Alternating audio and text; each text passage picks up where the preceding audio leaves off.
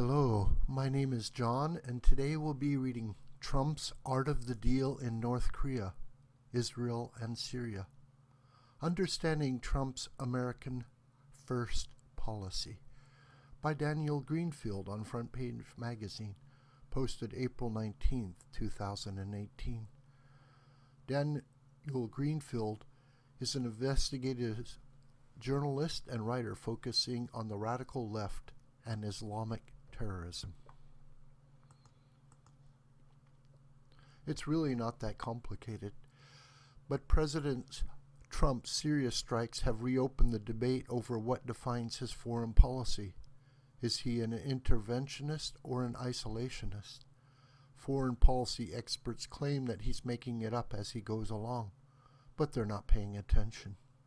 President Trump's foreign policy has two consistent elements, from threatening Kim Jong-un on Twitter, to moving the embassy to Jerusalem, to bombing Syria. He applies pressure and then he disengages. Here's how that works. First, Trump pressures the most intransigent and hostile side in the conflict. Second, he divests the United States from the conflict, leaving the relevant parties to find a way to work it out. North Korea had spent decades using its nuclear program to bully its neighbors and the United States. Previous administrations had given the communist dictatorship $1.3 billion in aid to keep it from developing its nuclear program. These bribes failed because they incentivized the nuclear program. Nukes are the only thing keeping North Korea from being just another failed communist dictatorship. Instead, Trump called North Korea's bluff. He ignored all the diplomatic advice and ridiculed its regime. He made it clear that the United States was not afraid of North Korean nukes. The experts shrieked. They warned that Kim Jong-un wouldn't take this Twitter abuse and we would be in for a nuclear war. But the Norks folded. The communist regime held high-level talks with the United States and South Korea. It's reportedly planning to announce an official end to the war. That probably won't amount to much in the long term, but it shifts more of the responsibility for the conflict away from the United States and to the Koreas. Trump accomplished more with a few tweets than previous administrations had with billions of dollars. An instinctive negotiator, Trump's real politic genius lay not in ideology but in grasping the core negotiating strategy of the enemy and then negating it by taking away its reason not to make a deal. When Trump called North Korea's bluff, its nuclear weapons program was transformed from an asset that could be used to blackmail aid from its potential targets into a liability that could end with its destruction. Trump did the same thing with Jerusalem.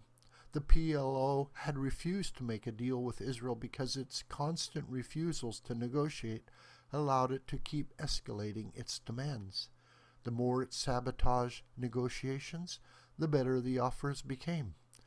The PLO's Palestinian Authority didn't have nukes, but its weapon of choice was terrorism, and it had played the same game as North Korea for decades.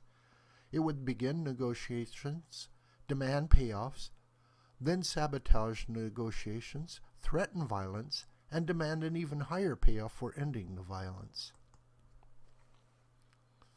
The PLO/PA knew that it could get the best possible deal by not making a deal. Just like North Korea, Trump cut the PLO down to size by negating its negotiating strategy. Instead of the deal getting better and better, Trump showed that it would get worse by taking Jerusalem off the table. Previous administrations had rewarded the PLO/PA for its refusal to make a deal by sweetening the pot. Instead, Trump threatened to take away Jerusalem, the biggest prize in the pot, and then he warned that the PLO would lose even more of its demands if the terrorist group continued to refuse to make a deal. Unlike Clinton, Bush, and Obama, Trump did not overcompensate for the U.S.-Israel relationship by pressuring the Jewish state to make a deal with the PLO so as to seem like an honest broker, quote unquote. Instead, he leveraged that relationship to move the United States away from the conflict. Moving the embassy to Jerusalem sends a signal that the U.S.-Israel relationship doesn't depend on a deal with the PLO. The U.S.-Israel relationship doesn't depend on a deal with the PLO. That's the opposite of the messages that Clinton, Bush, and Obama had sent. Their old failed diplomacy that made the U.S.-Israel relationship dependent on a deal with the PLO had given the terrorists control over our foreign policy. The U.S. and Israel were perversely forced into appeasing the terrorists of the PLO just to be able to maintain a relationship with each other.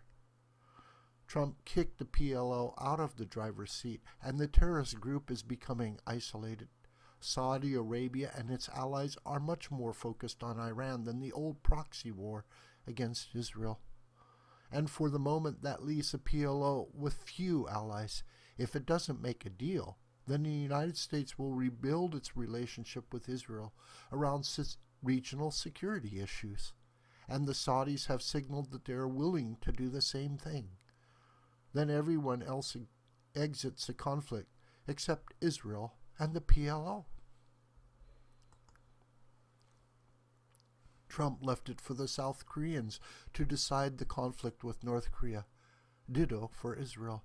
The United States will put forward proposals, but the long game is to get America out of these conflicts. And Trump does that by turning the United States from an eager mediator to a bully with a big stick. He made it clear to Kim Jong-un that he would have a much easier time negotiating with South Korea than with America. And he's made it equally clear to the PLO that it's better off turning to Israel than to its allies in the State Department. The message is, you don't want to get the United States involved. Previous administrations believed that the United States had an integral role in resolving every conflict. President Trump's America First policy seeks to limit our involvement in foreign conflicts without robbing us of our influence by making those interventions as decisive and abrasive as possible. It breaks every rule of contemporary diplomacy, but it has plenty of historical precedences, and it works. President Trump wants to get out of Syria, but he doesn't want to hand Iran another win, and he doesn't want to get the United States bogged down in another disastrous regional conflict. So just like in North Korea and Israel, he sent a decisive message of strength. The strikes were a reminder that unlike his predecessor, he was not afraid of using force. But just as in North Korea and Israel, the show of strength was only a lever for disengaging from the conflict. Instead, Trump wants to bring in an Arab force to stabilize parts of Syria. That would checkmate Iran, split Syria between the Shiites and Sunnis, and Arabize the conflict while getting America out of it. The threat of more strikes would give an Arab force credibility without an actual American commitment. And the threat of a Sunni Arab force is meant to pressure Assad into making a deal that would limit Iran's influence over Syria. If Assad wants to restore complete control over Syria, he'll have to make a deal with the Sunnis inside or outside his country, and that will limit Iran's influence and power in Syria. The debates over chemical attacks were never the real issue. Keeping weapons like that out of the hands of terror-linked states like Syria is good policy, but there was a much bigger picture. Iran took advantage of Obama to expand its power and influence. Trump wants to roll back Iranian expansionism while limiting American exposure to the conflict. Once again, he's using a show of strength to mobilize the local players into addressing the problem while keeping his future plans vague. Assad's biggest reason for refusing to make a deal was that Iran's backing made his victory inevitable. Iran and Hezbollah had paid a high price for winning in Syria, but they were unquestionably winning. The only thing that could change that is direct American intervention, and Trump wants Assad to fear it. Trump is offering Assad the rule of his country, but to get it, he has to dump his biggest partner. When Trump came into office, the two bad options were arming the Sunni jihadis or letting Iran's Shiite jihadis win. Instead, Trump has come up with a third option: either keep the war going or force a deal. Either the conflict will drag on, but with minimal American involvement, or Assad will sell out Iran. None of these are ideal options, but there are no good options. Not in North Korea, Israel, or Syria. The Norks and the PLO aren't likely to reform. Syria, like Iraq, will stay divided between feuding Islamic sects. None of these problems will go away at the negotiating table, and Trump understands that. Trump is too much of a dealmaker to believe in the unlimited promise of diplomatic agreements. He knows that it takes leverage not just to make a deal, but to keep it in place. And he doesn't believe that the United States can make a deal work when a key player really doesn't want the deal to happen. Trump's art of the international deal identifies the roadblocks to previous agreements, breaks them down, puts the local players in the driver's seat, and then makes fixing the problem into their problem. Obama's people dubbed his failed diplomacy smart power. Call Trump's diplomacy deal power. This video is a production of the School of the White Crane. My name is John Brooker, and you can reach me through commentary on this video or through my Gmail listed here. Please share this video with family and friends and on social media. May God richly bless you.